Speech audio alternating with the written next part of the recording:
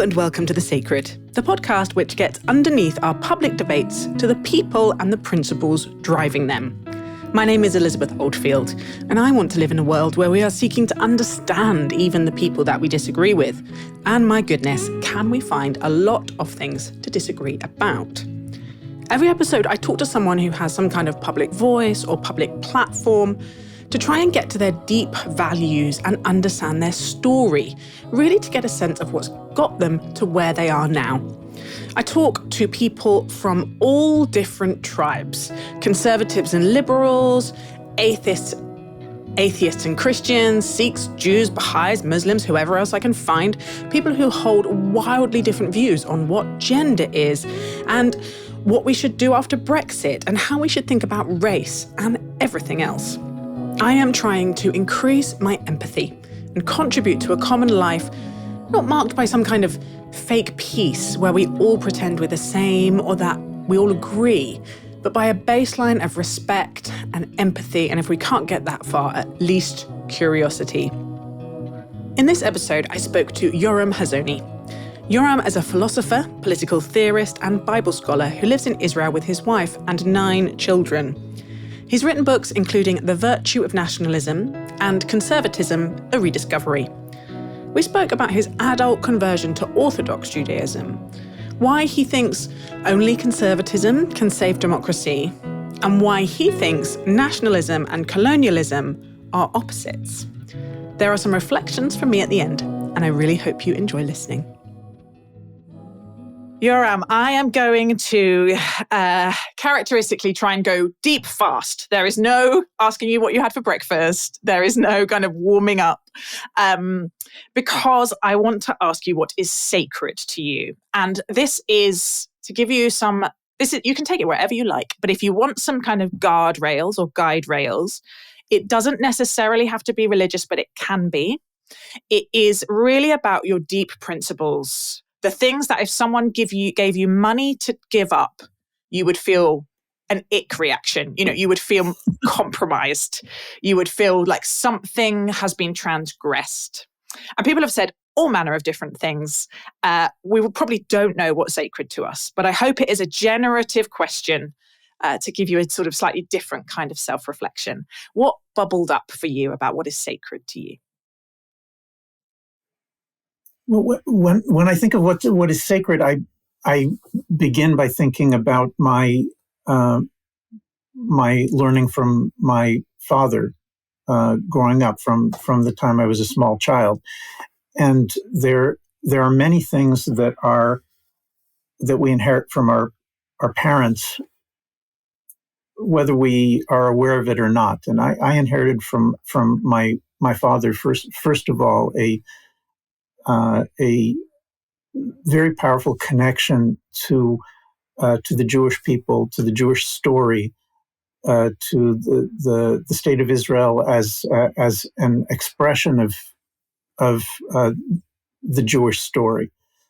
And as I got older, this connection became an intellectual and spiritual adventure and exploration. I think in high school, I did not grow up in an observant Jewish family. I grew up in a liberal town, a college town, Princeton, New Jersey, where there was very, very little talk about tradition, scripture, God. All of these things were kind of beyond the pale. And as I got older, I pulled on these threads of my connection to the Jews as a people to try to understand what my ancestors had stood for and what they had believed, and that led to Torah study, and that led to trying to understand the God of Israel. And so at this point, I'm 58 years old. This is all a long time ago. My wife and I are Orthodox Jews. We live in the kind of community where there are 15 different synagogues literally in the neighborhood in Jerusalem. and the things that are sacred to me as an adult and as a scholar and a teacher grew out of those original things as a child. So at this point, the Sabbath is sacred. Our scriptures are sacred. The relationship, my relationship to God and His commandments is sacred, and we have a family in which we teach these things. Not every child, comes out thinking what their parents think. Thank God, but we do provide a framework, and that feeling of sacredness is I think handed down. I really want to come back to that, and particularly the pull towards from a kind of childhood when your identity was very Jewish, but actually religious practice wasn't particularly handed down, because lots of people go in the other direction, and I'm always interested in that trajectory. But I just want to stay a little bit on the childhood, because you were born in Israel, right? How much time did you spend going back and forth? And how do you think that kind of, do you feel like you had a kind of two-culture childhood, or did you feel strongly American and someone who visited Israel? I was a year old when my father began teaching in Princeton, and my wife and I moved back to Israel after college. I went back and forth some during graduate school, but so mostly I grew up in the United States, but I was growing up in a Jewish Israeli home, and so there certainly were two different cultures. And people actually asked me, I was on a Jewish podcast a few days ago with an Israeli professor, and he said, why do you write about the Anglo-American tradition? What does that have to do with us? And it certainly has a lot to do with me, but I also think that there is a very deep connection between the English tradition, the Anglo-American tradition, and the Jewish tradition. It's not every nation in the world where you can start picking up old books, and they're filled to the brim from end to end with commentary and discussion about old Jewish books. And this is not only the Hebrew Bible. It's there are figures in English history who are extraordinarily well versed in the Talmudic and the rabbinic tradition, and yet they're major political figures in England. So I've always felt a pull towards England as a close family relation. If you don't mind me asking, where did your parents move to Israel from? And did you have grandparents in Israel at the time?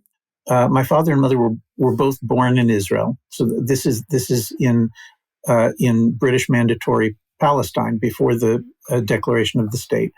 And so my mother's parents came from Poland in the early 1930s. My father's parents came from Ukraine in the late 1920s. And yes, that's a long time ago, and it's a long time ago, and it's still alive in all sorts of ways. Yeah, and you have spoken so much about the influence of your dad on your thought, and the categories are kind of slightly confusing because we all call political parties different things in different nations, don't we? So it's hard to kind of locate ourselves. But your dad was effectively a kind of conservative vision of the world, but you also use this phrase Labour. Help me understand what his kind of political philosophy was that you were imbibing when you were growing up. Well, I was just visiting London and was handed a book about Blue Labour, and yes, and which is an expression that's new to me, but it's actually very familiar from from my childhood. So the strongest political party in pre-state Israel and in Israel in the early decades was the Labor Party, headed for most of that time by David Ben-Gurion. And there are many people today who they look at that and they think, oh, that's the left, they must be liberals, or and there was pretty much not a single liberal bone in David Ben-Gurion's structure of ideas. He and his friends, his colleagues, all of the founders of this Israeli labor movement, they had been born into Orthodox Jewish Eastern European homes, and they gave up on much of the observance, but maintained the framework of the Jewish story being told in the Bible, the Bible being the foundation for all Jewish ideas and values. So that included an attachment to the Jewish people or the Jewish nation, and especially the idea of the return of the Jewish exiles, to which they devoted their lives. This was in a period before World War I, immediately after World War I, in which Jews were free to leave Europe and go to the United States or to Britain up until the mid 1920s. And so those few who chose to go to the land of Israel to take up, the challenge of the British mandate of trying to reestablish a Jewish homeland, these are people whose economics is on the left.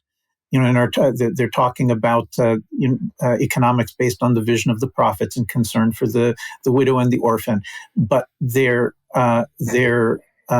politics is framed both by nationalism, which is to say the aim of establishing an independent Jewish state, which will be able to chart its own independent course.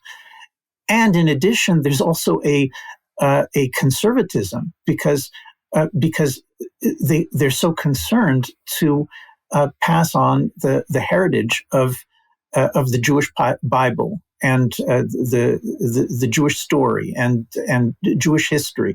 These things are so central to what they want to see their children and their country about, that it crosses over into a very, very staunch conservatism on a number of issues.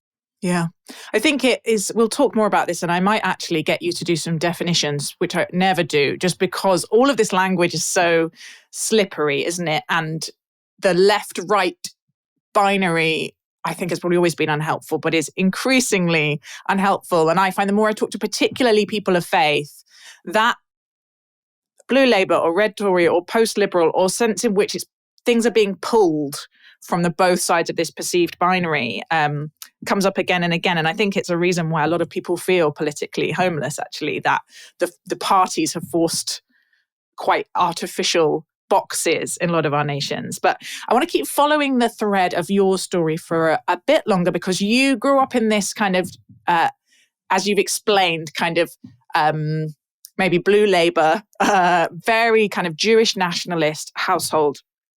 Went to Princeton. It sounds like you didn't really rebel against that at all, that that those political intuitions just deepened. Is that right? You didn't do the kick against your parents thing that lots of us do. No, I really didn't. And now that my wife and I have 9 children, and 7 of them are done with being teenagers, and 2 more are teenagers. And now that I've had this experience, I've come to understand that there are some children who are just loyalists, and they from a very young age they're happy in building up the framework that they got from their parents, and there are children who for whom that's more difficult. I'm not saying that they're disloyal, but they they feel that they have to build something that is their own.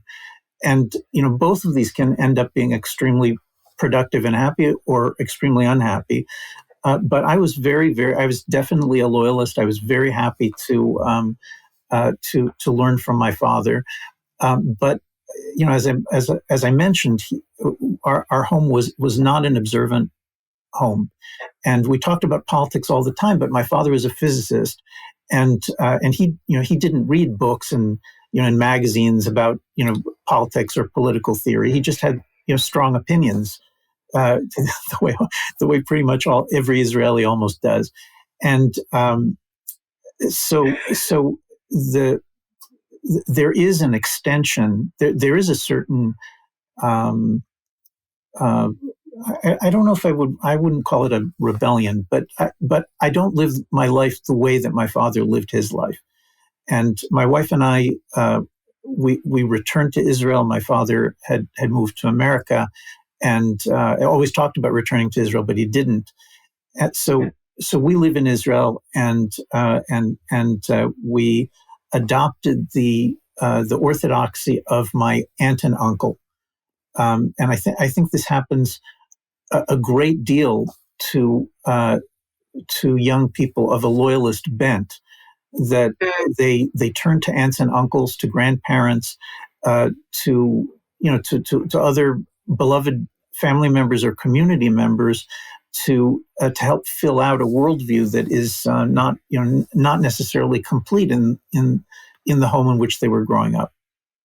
I want to ask you a question.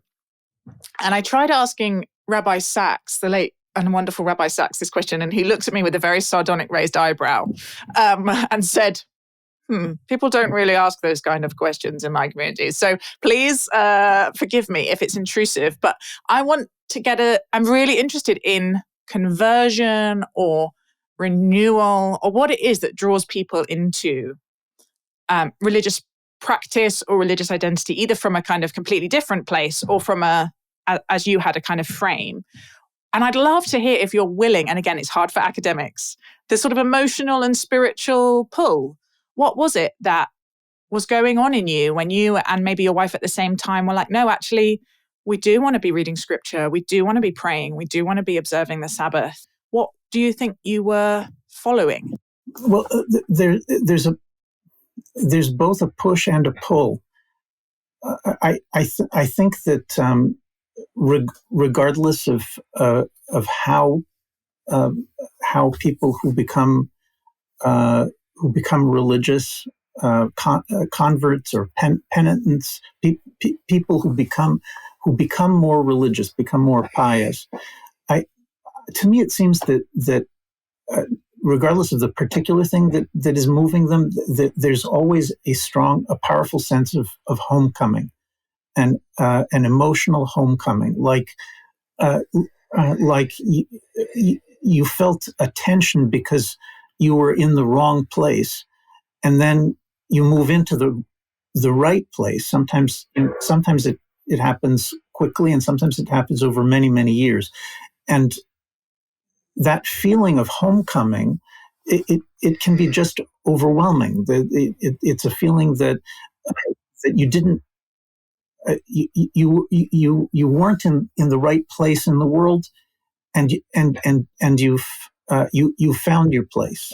Okay, so that's sort of in the most abstract sense. Let me try to make it a little bit more particular. The feeling of being 18 or 20 and coming into your intellectual and emotional strength is often today, I mean, probably all through history to a certain degree, but especially today, is often accompanied by a rootlessness. People feel that they didn't get much of an inheritance from their families. Or they didn't have extended families because families are so small, so they don't even know what that would be like. And then the experience of university is often cutting them off from whatever, from the families and communities that they grew up with, whatever they had, ends up being kind of cut off the moment that you're with all these young people at college, and there really isn't much guidance from adults. The fact, you go to classes sometimes and hear professors, but mostly young people are living in a society of people that's almost exclusively people their own age. And the thing that is most characteristic of that university society is that it is not a society that is conserving anything. It doesn't inherit and transmit. There are very few of the young people you meet in university have a firm grasp of some kind of religious or political tradition, which they are then capable of handing to people around them. And so, I talked about this general feeling of homecoming, which pulls you, but the push is that if you're at all sensitive to spiritual things, which everybody is to some degree or another, then you look at the drinking and the sexual pursuits, which can be very, very entertaining and satisfying for a brief time. But when you look at this, you say, is this really what life is about?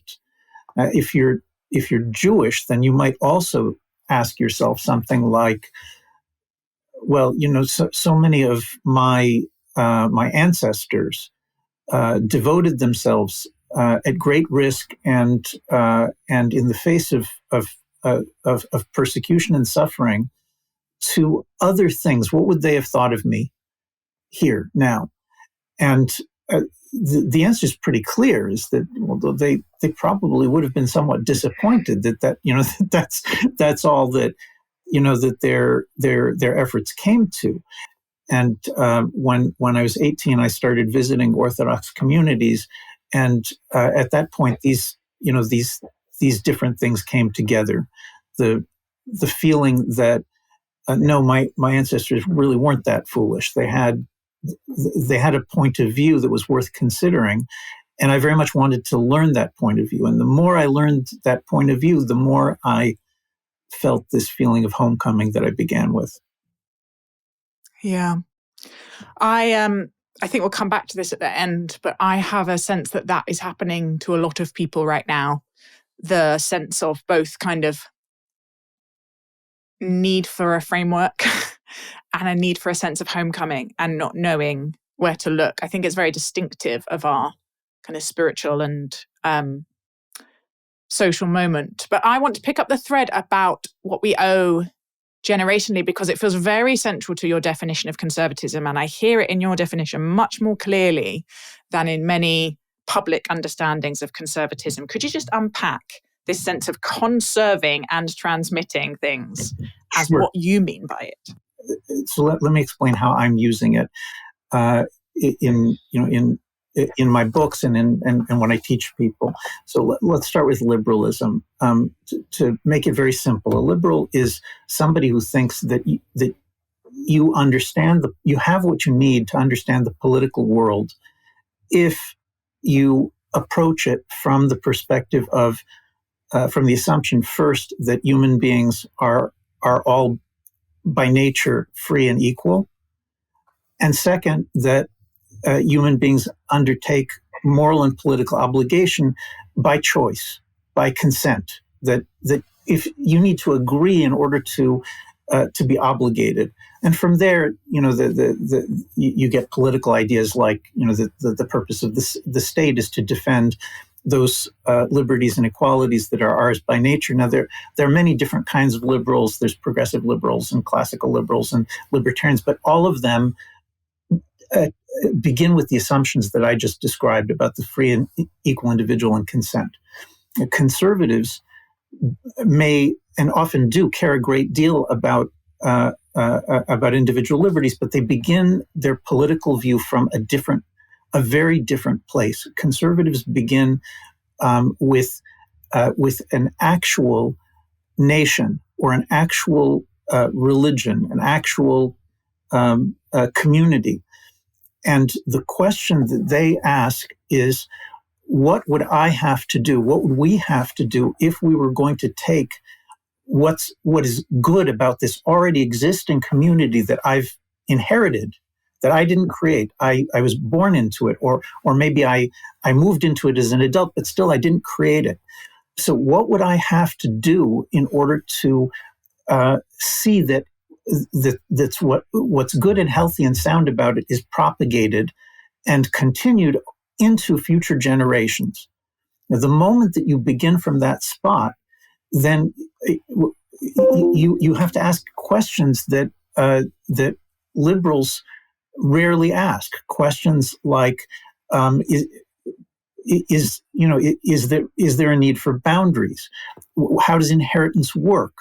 Do we have to honor everything that comes from the past, or just some things? And if we want to repair and improve instead of just preserving things, because all human things run down, if we want to repair and improve, then how would we go about doing that? So then you get to words like restoration, and a restoration is always some kind of a repentance. It's saying we've gone off the track and we need to go back to certain things that used to work. Now, see, liberals and conservatives, there can be overlap and influence and collaboration, but I think fundamentally these are very different views. And if you are if you're strictly liberal, if you really stick to thinking that the important thing is that everybody be free and equal and exercise their choice, then that means you're raised both in school and by your parents by people who are implicitly saying, you don't need anything but yourself. Just think for yourself. Whatever makes you happy. Yeah. By the way, I grew up like this too. Most people do now. Parents say, whatever makes you happy, think for yourself. And that's a noble thing to want to build up the child. But on the other hand, if that's all that you hear, then honoring anything inherited from the past becomes very difficult. And the result for a great many people, I think people are beginning to understand this now, is that the gift of being able to choose anything you want without guardrails, just whatever you think, it's not entirely a gift for a great many people. They say, but how would I know? How could I possibly choose? And it becomes paralyzing. And very, very unusual historically, right? Because most societies have had kind of initiation rites and rituals and a sort of fairly substantial planned way in which they hand children a vision of what the good life is, which they can then accept or reject. But the liberal vision, I think what I'm hearing from you is its entirety is individual freedom, which again, and you're very clear on this book, which I really appreciated, is a really good thing. And there have been many, many gifts of kind of that liberal political inheritance post the Second World War. Your argument seems to imply that the kind of results of this under focus on what we conserve from the past and how we transmit it to the future has led to what your kind of shorthand for it is woke neo-Marxism. And I want to kind of, one, get you to define that, and two, if I may, ask if there is an alternative way of talking about it. Because I know there will be people listening who that immediately makes them want to turn off. They are more convinced of the kind of importance and the justice imperative, which some of them might get from biblical sources, of a kind of what we've seen in the last few years, a kind of uptick in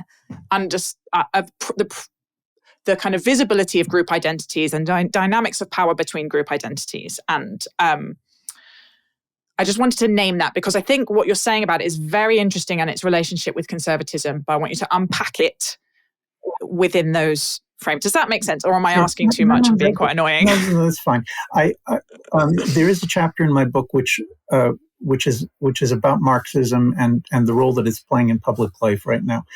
And I do my best to try to not just to criticize, but to show the strength, the attractive power of Marxism in its various forms, and including the current forms, because I don't think that there's sufficient understanding of this often among conservatives. The Marxist framework begins by critiquing what Marx and his comrades called bourgeois ideas or bourgeois society. Today we call it liberal society or liberal ideas, and the principal criticism is that liberalism, because it begins with the freedom of the individual, and then individuals are supposedly come to some big agreement, and that's where the state comes from. Because of this emphasis on the individual and individual choice, Marx says that a realistic understanding of society becomes impossible because that's not what human beings are empirically like. Empirically, this I think is a very, very strong point. Empirically, human beings they're not born free and equal. Every human being is born into something. Into a family, into a tribe, into a nation, into a religion, and the human beings have group loyalties. They're sticky. They're powerfully committed to many things that are inherited. Now, they may later rebel and make adjustments, but the way we begin our lives is not as free and equal individuals, but as individuals who are not at all equal to our parents and our older family members, and we're not very free. You try as a I have a 3-year-old grandson who's in my house a lot, and he wants to be free, but he's not.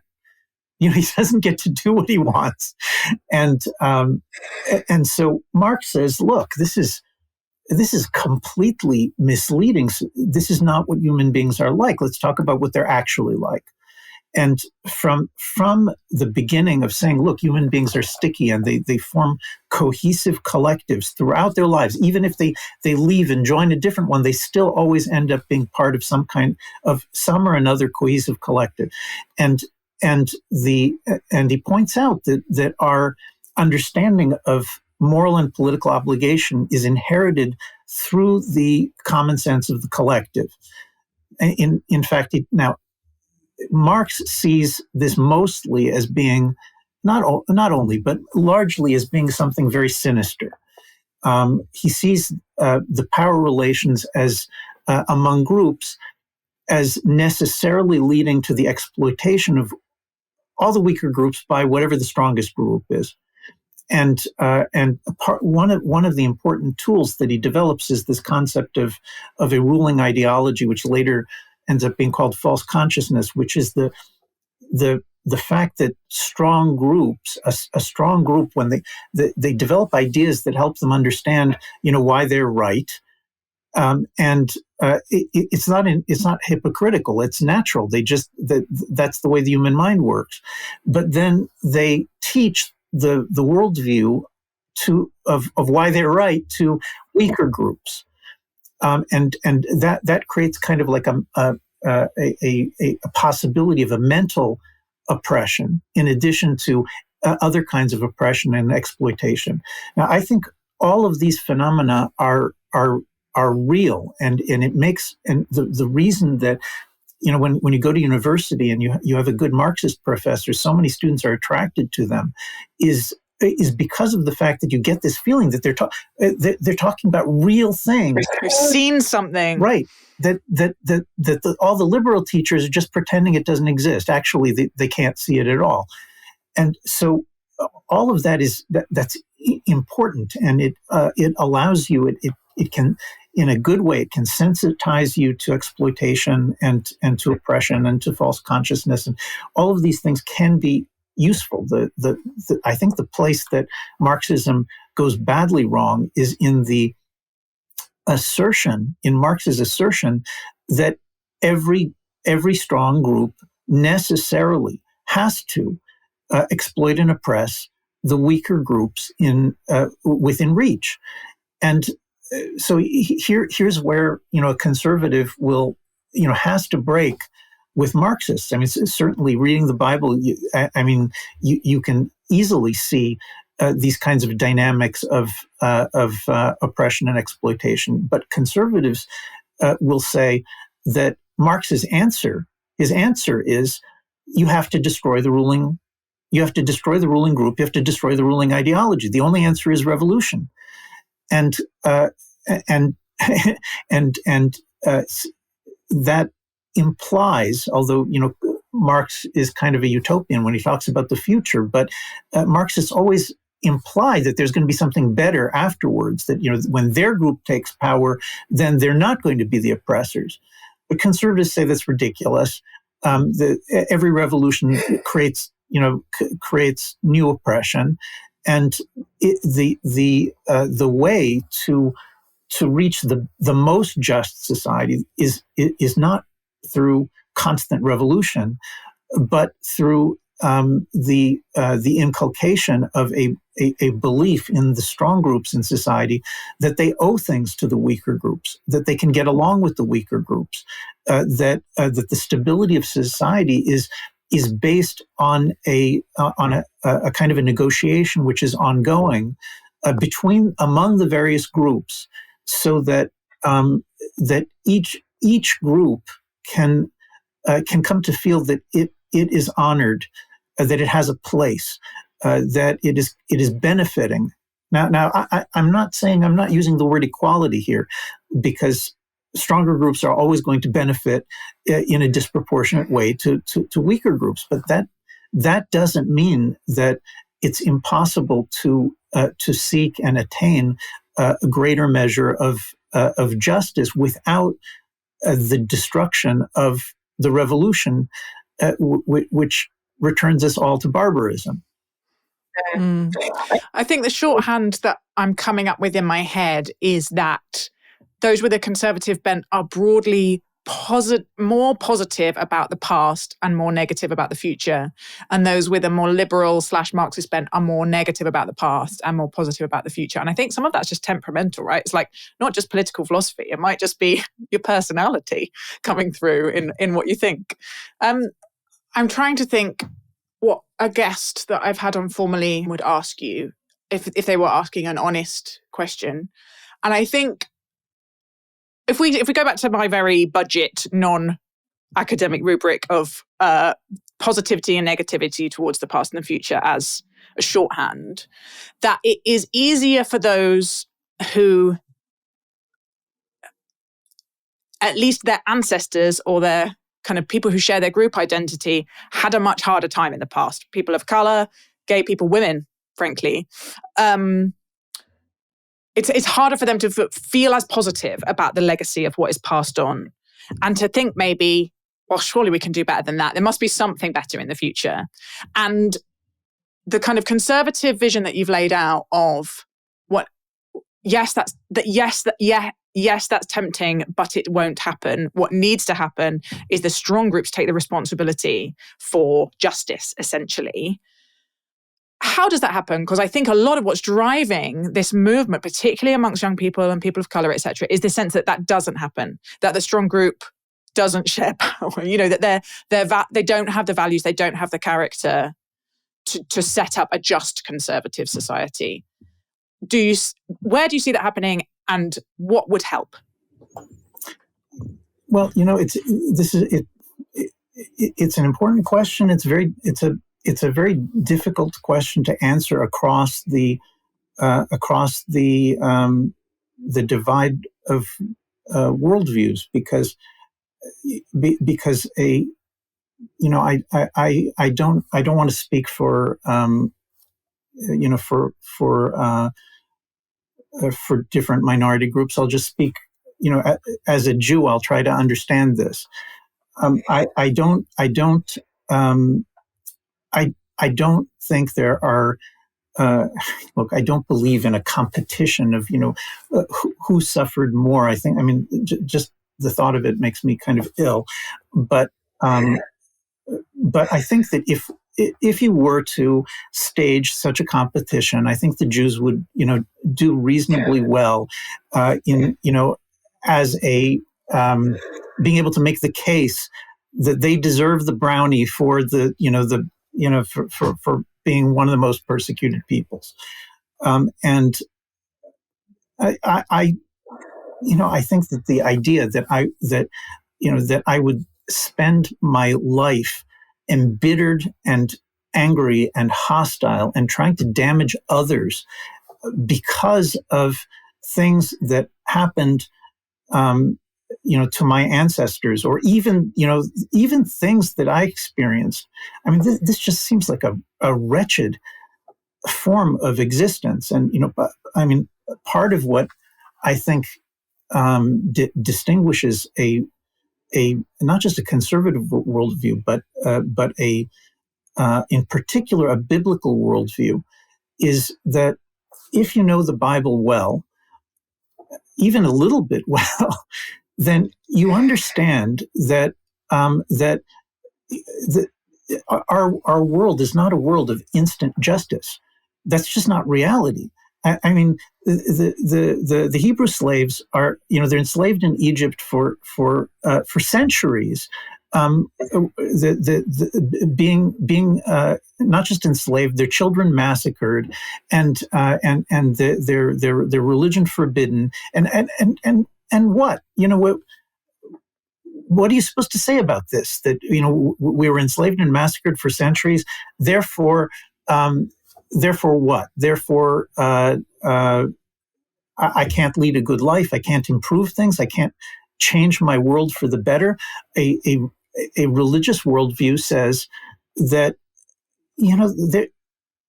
this world is a world in which there is a great deal of suffering, hatred, killing, persecution, injustice. There's no end of it. And the question that you have is, what role are you going to play? And a religious person says, the role that I'm going to play is that I'm going to be, first of all, I'm going to be grateful for what good I can find. And second, a religious person thinks my role is to try to understand what God would wish in terms of improvement, of betterment for my people and for other peoples. And what can I do to be to play some kind of small role in bringing that about? Okay, I see that as a healthy, constructive life, which I'm not saying that every religious person has a healthy, constructive attitude, of course, but a healthy, constructive life is possible within a Jewish biblical framework or a Christian biblical framework, even though those two things are not the same. And it becomes extremely difficult when you're a Marxist, because the Marxist view is one that is fundamentally ungrateful. It's not just that it's skeptical about the past, it's ungrateful about the past. And so it sees the past as evil. And it is so optimistic about the future that it's absurd. It's just absurd to think that every group in history until today has oppressed the weak and done good for the strong, but that you yourself are going to come to power and you're going to escape it. Thank you. That is really, really helpful. And I know from your work that is such a key ingredient for you, that the reason that the kind of post-war liberalism can no longer hold is that the religious ethic that's formed the kind of Anglo-American conservative world, the kind of biblical command to care for the weak and the vulnerable and to welcome the stranger and to use your power with integrity and seek justice is no longer holding. So that part of your vision of a kind of healthy conservatism in which people flourish requires almost a religious framework. The other ingredient that I can see and has been a real theme in your work is this idea of nationalism, of the nation, of independent nations as kind of the best way to organize society to create flourishing for humans. And I'd love you to unpack that for me a bit, because, as you know, having been communicating around it, lots of people's reactions to nationalism are deeply negative. And your binary that nationalism and imperialism, or nationalism and colonialism, are not, as I would have thought, colonialism is nationalism on steroids, but actually that they're opposites is really key. And I'd love to hear more about that. Sure. Let's begin with the definition. When I say nationalism, I'm talking about a principled political standpoint that sees the world as governed best when many nations are able to chart their own independent course according to their own traditions and their own interests. Okay, so this is not a utopian argument. I'm not claiming that there's some way to bring every single people on Earth to national independence and peace simultaneously, and that there's no trade-offs. There's no utopianism here. I think in general that human beings can be pretty crummy, and that means that they use every possible ideology you can come up with in order to do crummy things. So there are evil imperialists, and there are evil nationalists, and there are evil tribalists, and you can keep going. So there's no utopian claim here. The claim is again a claim drawn from the Hebrew Bible, which is that as a general matter, the independence of a nation allows for a government that cares more about its people than you would have if the nation is being governed, by some, Assyrian or Babylonian or Roman Empire, in which hundreds of different nations are conquered and governed by force by some distant ruler. Okay, so if people, care at all about democracy, then they should notice that there are no democratic empires in world history. That the moment that you have many nations being governed by a particular conquering nation, that's always by force. It never develops into democracy.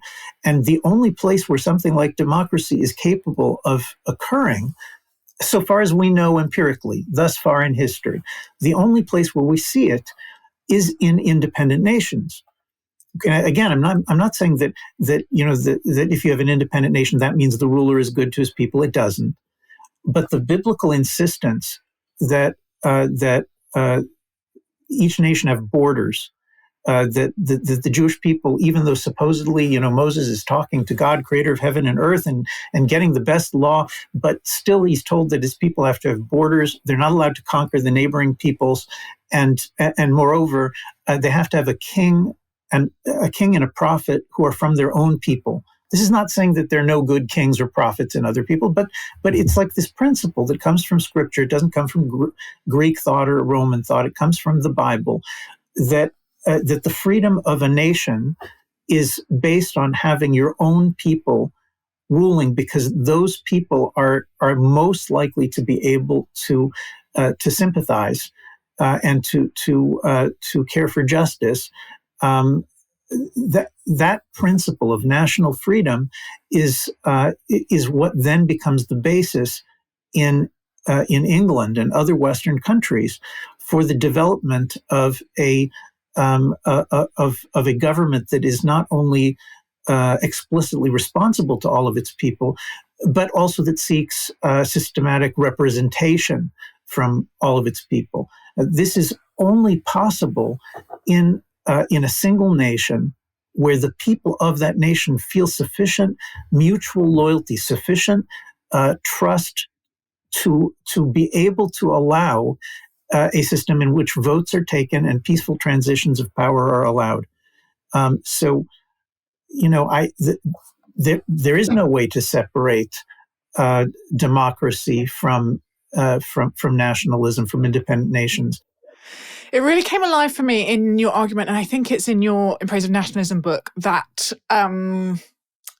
that there are two different responses to the Holocaust. Could you unpack for me why you think the kind of European Union and Israel are these two representative responses to the Holocaust? Because it's very counterintuitive, but very illuminating. Sure. Yes. So I mentioned David Ben-Gurion and the labor movement that earlier that was responsible for the political establishment of Israel, and many liberals have a great deal of criticism, even disdain or horror for Ben-Gurion and the Israeli labor movement, because they were so focused on empowerment, on the amassing, the building up, and the wielding of political power by the Jews as a people, which had been disempowered for a very, very long time.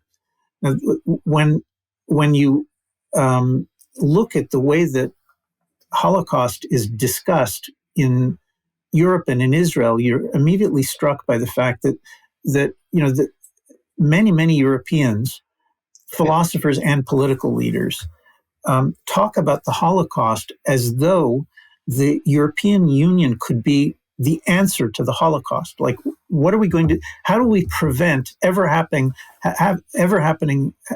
this happen again? And it's interesting because in Israel, also politics was from the founding of the state about how can we make sure this never happens again. And Ben-Gurion's answer, and the labor Zionist answer, was the way we will prevent this from ever happening again is by making sure that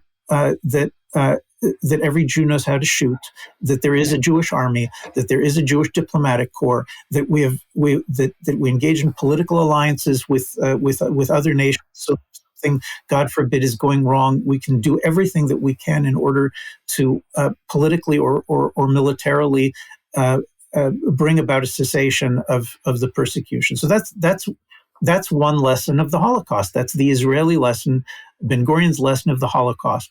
What did we learn from the Holocaust?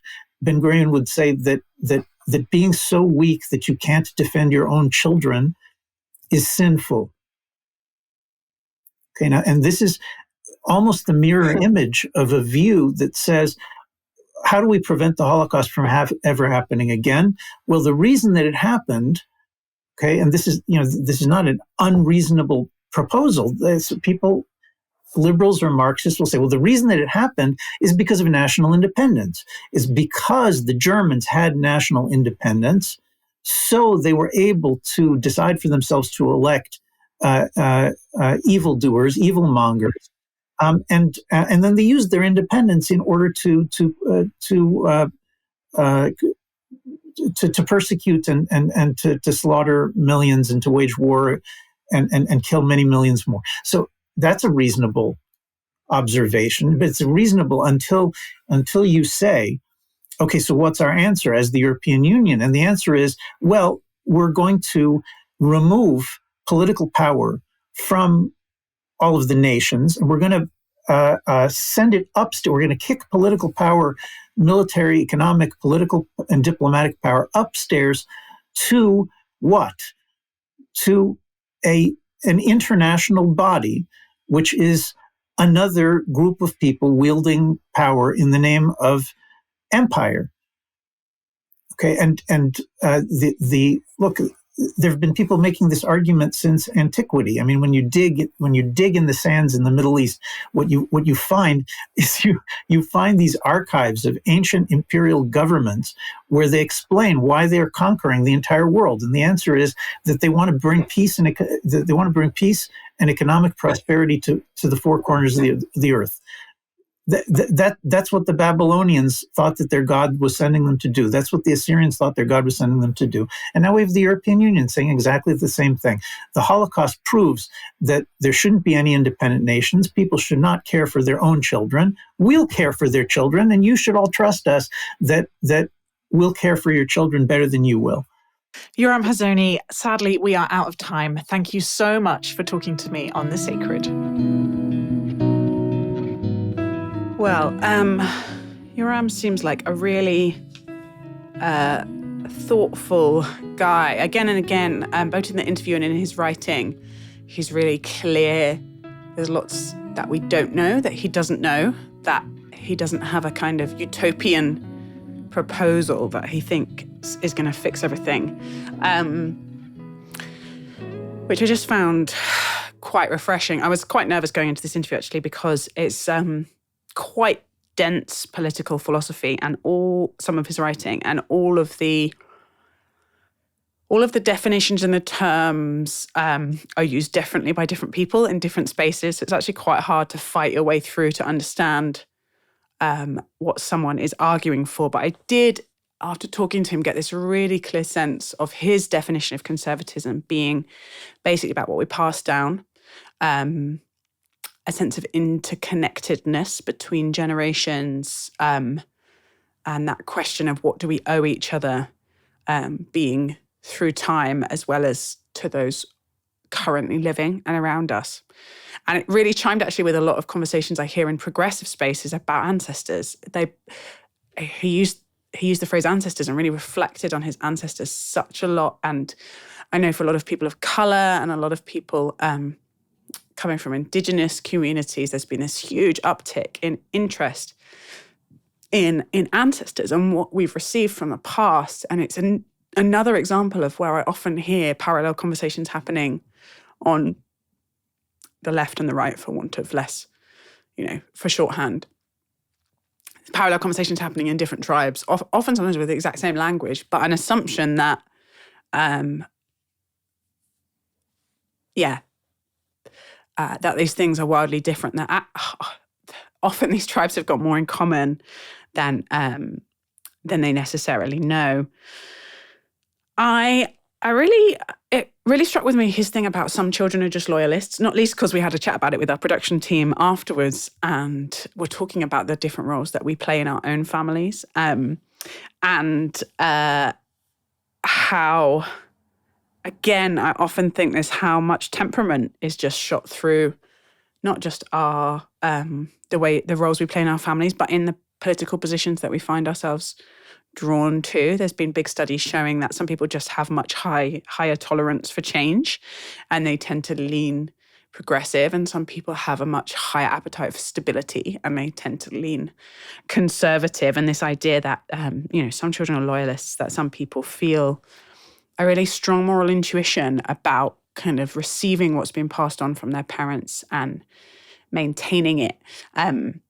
If you think about Jonathan Haidt's work on moral taste buds, that actually we do have these different intuitive values, these moral and political intuitions, this like felt sense of what's important in the world, and we're quite different on those things. But lots of that happens kind of subconsciously, semi-consciously, and it's very easy to think that other people's intuitions are obviously wrong and obviously wrong to them.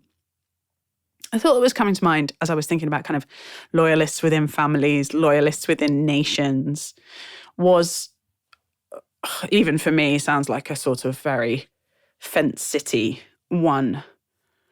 But whether actually we need each other, that as in a family, probably the person saying, look, let's continue the legacy that our parents left us, and the child saying, no, most of this needs to go to the tip.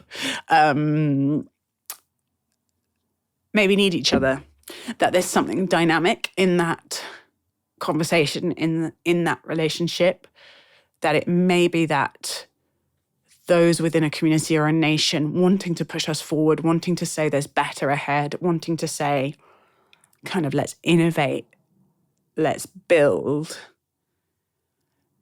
can risk tearing too much down, can risk kind of hubris or utopianism about what's possible, when they need the loyalists on the conservatives to say, look, what do we need to restore? What do we need to maintain? What do we need to carry forward? What are the gifts that we've received from the past? But that the conservatives and those who want to to pass down and maintain, need those who can see actually the faults in the past or the sins in the past, and help them not get stuck in the past and not be backward looking, but build a better future. Whether there's any way we can frame this, and this is probably just my not wanting to demonize anybody, but there's any way we can frame the relationship between those two temperaments, those two attitudes to the past and the future, as somehow dynamic, as somehow a healthy conversation that we need, rather than one needs to be right and one needs to be wrong and one needs to win and one needs to lose, because that feels like it is not leading us in good directions. I loved how he spoke to a sense of his religious, I called it a conversion, but I guess it was more like a deepening or a discovery of his pre-existing Jewish identity with deepening religious practice of homecoming. And I have lots of friends who I talk about these things with, lots of whom are not religious themselves or are sort of spiritually interested and open. But I was having a conversation with some of them a few months ago around this language of God and the difficulty of talking about God and whether that language is even useful and what alternative languages might be, and our various and very different intuitions around that thing. And someone said to me, what does God feel like for you? And I said, God feels like home. And so it was just very emotionally resonant for me. And I wonder again if there's a temperament thing in there. A previous guest, David Goodhart, talked about somewheres and anywheres.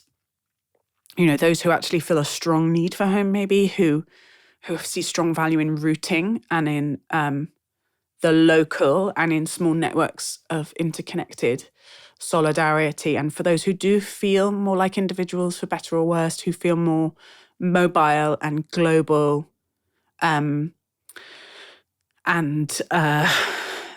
he calls them anywheres, and whether we could have more compassion on each other, that those who have a strong need for roots and home could be less disparaging of those who don't, even as we might wonder why, and those who feel more global and less nationally orientated or less locally oriented could try and be less disparaging about those who are. Gosh, I'm sounding ever so motherhood and apple pie today. And I think the final thing I want to say is just, we have a kind of Yoram's polar opposite on this series of the podcast, a guy called Jared Yates Sexton, which was very helpful for me to talk to someone who is kind of two people who have very different visions of what a good life looks like, a good society looks like, who are suspicious of the opposite thing. And many of you may know exactly what you think about these things, but I don't actually. The more I listen to people with their visions of the world and the good life, the more I feel a sense of epistemic humility and how complex the world is and our systems and our nations and our politics, and how impossible it is for any one person or any one group to hold that complexity in our heads. And maybe that is... maybe that's bottling it. Maybe I'm just giving up on the noble Enlightenment project of applying my reason to understand the world and so know how we could fix it. But I'm more and more drawn personally to this sense of, okay, I don't need to understand this all. This is not a counsel of despair, actually. It's a counsel of what is the work that I can do to seek justice and to love mercy. And in my case, to walk humbly with God. What is the action in my small part of this planet I can take to be loving my neighbor and to be seeking to grow in freedom? But that doesn't mean I'm not going to keep listening to people with grand visions and grand analyses of the world, because I find it fascinating. And I hope you do too. You have been listening to an episode of The Sacred Podcast with Yoram Hazony. My name is Elizabeth Oldfield, and I would love to hear from you. All our social channels are in the show notes. Also, there'll be a transcription available shortly after the episode publishes if you'd find that helpful, if you want to go back and reference anything or indeed quote us on social media. We love it when you share and rate and review the podcast, of course, so please do keep doing that. Many thanks to our team, Lizzie Harvey, Daniel Turner and Drew Hawley. The Sacred is a project of the think tank Theos, and you can find all about it at theosthinktank.co.uk.